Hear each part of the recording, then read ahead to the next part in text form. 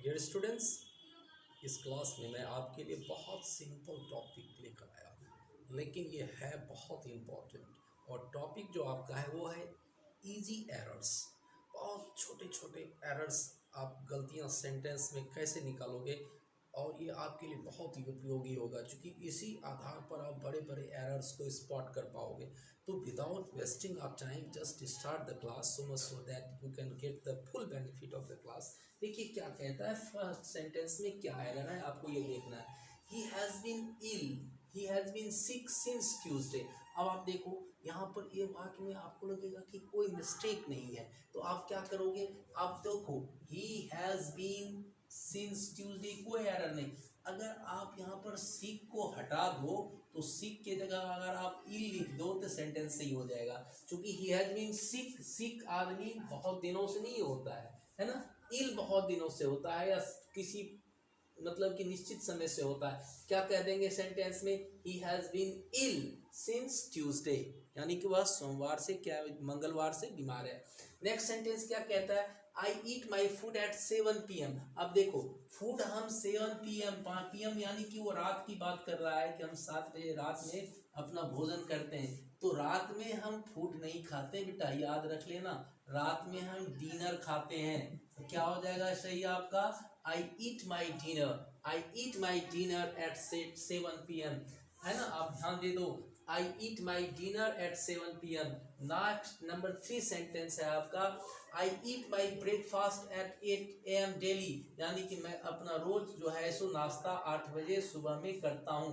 अब देखो यहाँ पर ब्रेकफास्ट की चर्चा हो रही है, तो ब्रेकफास्ट को हम ईट कभी नहीं करते हैं, याद रख लेना।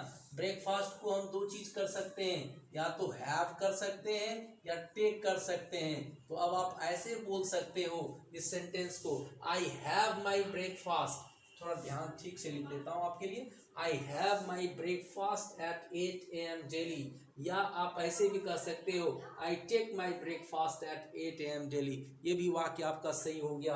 Now come to the sentence number 4। Sentence number 4 में क्या कहता है, we eat because we may leave. अब इस वाक्य को आप ध्यान से देख लो, मैं थोड़ा साइड हट के बता रहा हूँ। वी ईट, अब देखिए हम लोग खाते हैं। अब क्या कहता है, वी में लीव, हम लोग जिंदा रह सकें। तो यहाँ पर जो कंजक्शन बिकॉज यूज किया गया है, ध्यान दे दो, ये कंजक्शन रीजन को बताता है, यानी कि बिकॉज एक ऐसा कंजक्शन है जो वाक्य में रीजन को बताता है। और रीजन को बतलाने वाले जितने भी कंजक्शन हो जाते हैं वो सभी के सभी, वह रीजन को बतलाने वाले जितने भी कंजक्शन हो जाते हैं वो सभी बिकॉज हुआ।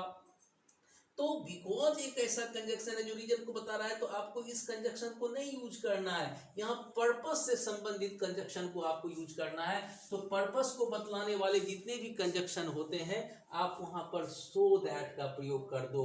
किसका प्रयोग कर दो, सो दैट का। तो क्या हो जाएगा, we eat so that we may live, यानी सो दैट यहाँ उद्देश्य को बताता है, हम लोग खाते हैं ताकि हम लोग जिंदा रह सकें। Next sentence number 5, all his family members are planning to visit Darjeeling.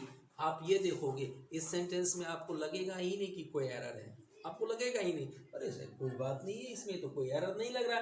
लेकिन याद रख लेना कि फैमिली मेंबर्स लिखना गलत है, बोलना भी गलत है। तो सही क्या होगा, ऑल इस हिज फैमिली मेंबर्स को हटा दो और इसके जगह पर यूज कर दो ऑल द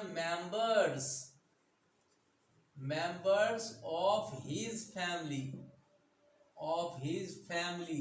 अब ये वाक्य आपका सही हो जाएगा, क्या हो जाएगा, all the members of his family are planning to visit Darjeeling. ये सेंटेंस आपका भी सही हो गया। एक रिक्वेस्ट मैं हमेशा आपसे करता रहा हूँ कि आप मेरे चैनल को अगर सब्सक्राइब नहीं किए तो चैनल को सब्सक्राइब कर लीजिए, बेल बटन को दबा दीजिए ताकि आपको पहला नोटिफिकेशन आपको मेरा मिल सके। और आप वीडियो को जरूर लाइक करें, शेयर करें और कमेंट करें।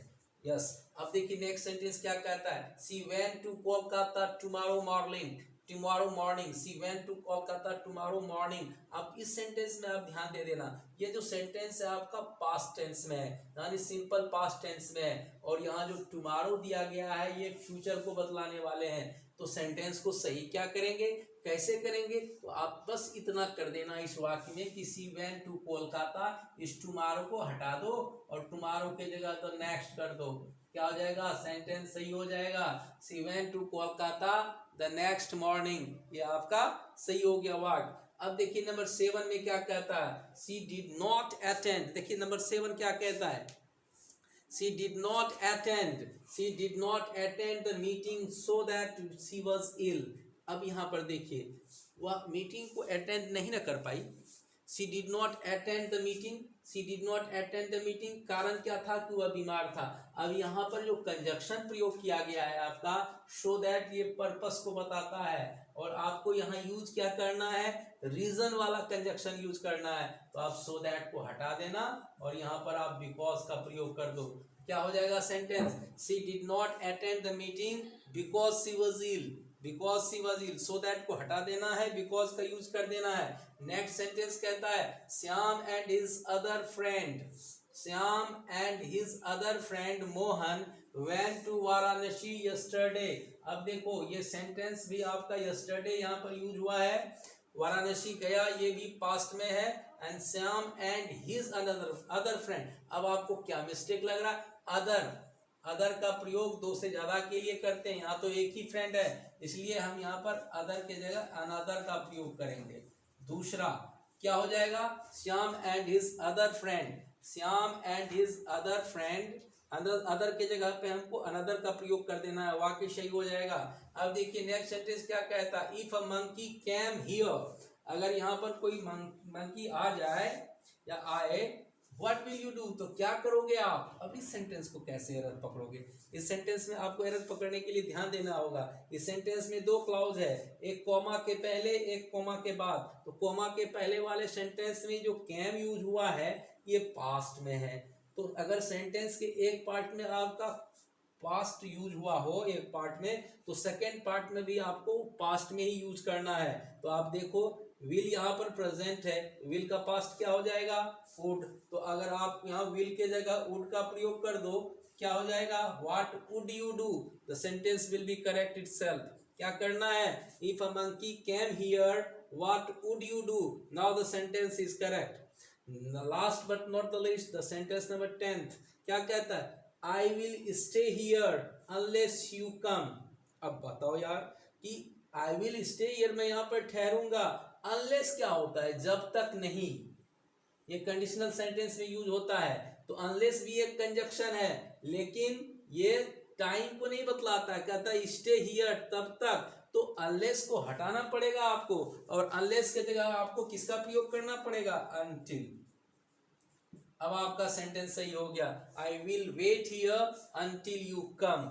Now the sentence is correct. Until you come, unless को हटा देना आपको, अनटिल का प्रयोग करना। So this is my short effort to just give you the correct way of correcting the sentence. So see you in the next class. Till then, take care and goodbye.